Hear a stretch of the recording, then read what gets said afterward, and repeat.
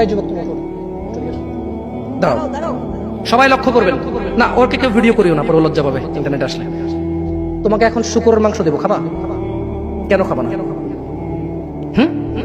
জোরে বলো। আপনি শুকরের মাংস খাবেন? আপনি কুকুরের মাংস খাবেন? কেন খাবেন না? কেন? কেমন হারাম? শুকরের মাংস খাওয়া কি হারাম? এই এখানে তাহলে আমি বলছি না, কেউ কি রাজি হবে তার বোনের সাথে জানা করতে? কেন? কেন? কেন? কেন? তো নামাজ না পড়া কি?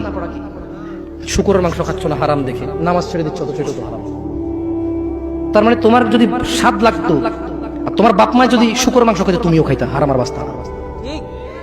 তোমার বাপ নামাজ পড়ে না যুবক, তাই তুমি নামাজ পড়ো না। তোমার বাপে ভাত খায় তাই তুমি ভাত খাও, পাকিস্তানের রুটি খায় তাই ওরা রুটি খায়, চাইনিজরা এইভাবে লাঠি দিয়ে খায়, ওরা লাঠি দিয়ে খায়। শোনো, তুমি বলতে চাচ্ছ তুমি শুকর খাও না কারণ এটা হারাম, তুমি মিথ্যু, তুমি একটা চরম মিথ্যাবাদী, ধোঁকাবাজ। তুমি বলছো তুমি শুকর খাও না, এটা হারাম না? তো তাহলে তুমি নামাজ না পড়ো তো হারাম, তা তুমি কেমনে ছেড়ে দিচ্ছ? এই যুবক, তোমাকে যদি বলে ন্যাংটা হয়ে হাঁটো, হাঁটবা? কেন? কেন? কেন? ন্যাংটা হয়ে কেন হাঁটবা না? কি নোংরা কাজ? নামাজ পড়ো না, তোমার শরম লাগে না? শুকরের মদ কি রাস্তা হেঁটে মদ খেতে পারবে? কার সাহস আছে? এখানে সাহসের অভাব নাই, বাপরে বাপ, এই কথা বলে আবার কারো সাহস জায়গায় দিতে চাই না, তবে অনেকেই চাইবে না। অনেকেই কেন? শরম। কেন? কারণ কেউ যদি রাস্তা দিয়ে হেঁটে হেঁটে মদ খায়, ওর সাথে কেউ মেয়ে বিয়ে দিবে? কেউ? আপনি রাজি হবেন রাস্তায় ভাবে মদের বটল নিয়ে হাতে হাতে মদ খায়, এর কাছে মেয়ে বিয়ে দিবেন? কেন? এটা নির্লজ্জ লোক মদ হেঁটে হেঁটে খায় ওপেনে, এই ছেলেটাই কিন্তু ওপেনে নামাজ পড়ে না, আপনি মেয়ে বিয়ে দিচ্ছেন। আপনি নাকি ধার্মিক, হ্যাঁ? Cheating machine. আল্লাহ, আমি আপনাকে বদনাম করতে আসি না, কিন্তু আপনি মিথ্যুক, এটা বুঝে নেন। তো আচ্ছা, আপনাকে মিথ্যুক বলার পর আমার কতটুকু লাভ হলো? 2-4 লাখ টাকা যাবে ঢুকেছে, ঠিক না? আমেরিকা থেকে আসতেছে না, আমি আপনাকে মিথ্যুক বলে লাভ না, আমি আপনাকে মিথ্যুক বলতে আসি নাই, তবে আমি আপনাকে বলি আল্লাহ ক্ষমাকারী, ঠিক আছে? আপনি সত্য দাবিদার হবেন। একটা ছেলে প্রকাশ্যে মদ খেলে আপনি তার সাথে মেয়ে বিয়ে দেন না, একটা ছেলে প্রকাশ্যে নামাজ আদায় করে না। আল্লাহর কসম, এই পৃথিবীতে যত মদ আছে সবাই যদি একজনে খেয়ে ফেলে, সে কাফের হবে না। কি হবে না? কিন্তু এক ওয়াক্ত নামাজ ছেড়ে দিলে কাফের। ঠিক? আপনার কাছে মদ খাওয়াটা, আমি কি মদ খাওয়াকে ছোট করে দেখতেছি তার মানে না? এখন কিছু লোক বলে, জামশেদ ভাই বলছেন নামাজ না পড়া অনেক বড় অপরাধ, আরে মদ খা তুই, পুরো পৃথিবী সব খেয়ালা কিছু না। আমি মনে হয় এটা বলছি, ঠিক না? না, এরকম বুঝে ভাই, বুঝে এরকম অনেকে আছে, বুঝে, এটা বুঝিয়েন না, আমি উদাহরণ দিয়েছি। শরম করুন। আপনি বাপের সামনে সিগারেট খেতে লজ্জা করে, বাপের সামনে বেনামাজি থাকতে লজ্জা করে না। আপনারা আপনার স্ত্রীদের সাথে যে ঘুমান, ছেলে সন্তানের সামনে ঘুমান, লজ্জা করে, কিন্তু ছেলের সামনে বেনামাজি থাকেন, লজ্জা করে না।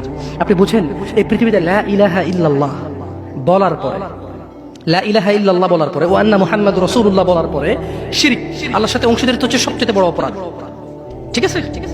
এরপরের কাজ হচ্ছে সালাত, এরপর কাজ কি? নামাজ। এরপর কাজ কি? নামাজ। আপনি জানেন এই নামাজ না পড়লে মানুষ কাফের হয়ে যায়, অথচ মানুষ ন্যাংটা হয়ে হাঁটতে লজ্জা পায়, মানুষ প্রকাশ্যে মদ খেতে লজ্জা পায়, মানুষ প্রকাশ্যে দাঁড়িয়ে পেশাব করতে লজ্জা পায়, মানুষ প্রকাশ্যে প্রেমিকের সাথে কথা বলতে লজ্জা পায়, মানুষ বাপের সামনে সিগারেট খেতে লজ্জা পায়, মানুষ প্রকাশ্যে শুকর মাংস খাবে না, মানুষ প্রকাশ্যে সিগারেট খায় না, মানুষ প্রকাশ্যে গাঁজা খায় না, মানুষ প্রকাশ্যে নাচে না, মহিলারা প্রকাশ্যে গোসল করতে লজ্জা পায়, পুরুষরা প্রকাশ্যে পায়খানা করতে লজ্জা পায়, কিন্তু কেউ এত জঘন্যতম অপরাধ যা না করলে কাফের হয়ে যায়, প্রকাশ্যে সবাই আজান চলে, কেউ মসজিদে আসে না, কেউ লজ্জা পায় না। তাহলে দুনিয়া কি বলেন তো? তুচ্ছ খেলতামাশা। নামাজটাকে ঠিক করেন। যদি আল্লাহ আমাকে বাঁচায় রাখে আগামী বছর আনলে, আজকে পরিচয় দিয়ে গেলাম। কি দিয়ে গেলাম? আমার নাম জামশেদ মজুমদার, এটাই আমার চলে, কোনো আলেম মোল্লা মুন্সি তেমন কিছু না, কোন রকমের যা পারি তা বলি। যদি আপনাদের প্রয়োজন হয় ভবিষ্যতে ডাকবেন। আজকে আল্লাহ ভীতি নিয়ে কথা বলে গেছি, পরবর্তী সময় আসলে ইনশাআল্লাহ কোন আমাল করলে মানুষ জান্নাতে যাবেই যাবে, এটা নিয়ে কথা বলবো ইনশাআল্লাহ। আসসালামু আলাইকুম ওয়া রাহমাতুল্লাহি ওয়া বারাকাতুহু। আমি তো হারাম রিলেশনশিপ, লা এগুলো বলা আছে অনেক। শুফ, হারাম রিলেশন না, যারা প্রেম প্রীতি করে এগুলো নিয়ে, না তাহলে এটা মানে পরকিয়া। আমাকে দেখেছি কই প্রশ্ন কোথায়? না, প্রশ্নটা লিখতে বলেছিলাম তো লেখা হয়নি। পরকিয়া করতে। আচ্ছা, একটা প্রশ্ন করি আপনাদের। প্রশ্নটা হচ্ছে, ঘুকে বিসমিল্লাহ বলে খেলে হারাম হালাল হবে? কে হাসতেছেন? ঘু বিসমিল্লাহ বলে খেলে হারাম হবে না হালাল হবে? হারাম হবে। কেউ যদি জিনা করতে যায়, যদি বলে যে বিসমিল্লাহ আল্লাহুম্মা জান্নিবনা শাইতান ওয়া জান্নিবিশ শাইতানা মা রাযাকতানা, জিনাটা হালাল হয়ে যাবে? হ্যাঁ, কেউ মক্কা শরীফে গিয়ে কাবার পাশে বসে যদি মদ খায় হালাল হয়ে যাবে? তো আপনার সাথে পুরুষের কথা বলা গুনাহ, পুরুষ মহিলার সাথে কথা বলা গুনাহ। তো এটা কিভাবে হালাল করবেন? একটা ছেলে বলতেছে যে হুজুর আমরা প্রেম করি, বিয়ে করলে হালাল হয়ে যাবে না?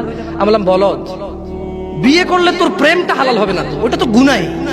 তুই কবুল বলার 1 সেকেন্ড আগ পর্যন্ত এগুলো সব গুনাহ ছিল। কবুল বলছস, কবুল না বলে যে কাজ করেছিস আর কবুল বলে যে কাজ করবি, পার্থক্য হচ্ছে কবুল বলার পরে যতগুলো করবি এগুলো আর হারাম হবে না, কিন্তু কবুল বলার আগে যা করছিস সবই হারাম। হারামকে কখনো হালাল বানানো, হারামকে কখনো হালাল বানানো যাবে না। বরঞ্চ এটা করতে পারিস যে আমি হারামে ছিলাম, আমি এখন এটা হালাল করেছি, আল্লাহ তুমি আমার হারামটাকে ক্ষমা করো। হারাম কখনো হালাল হবে না। আসসালামু আলাইকুম ওয়া রাহমাতুল্লাহি ওয়া বারাকাতুহু।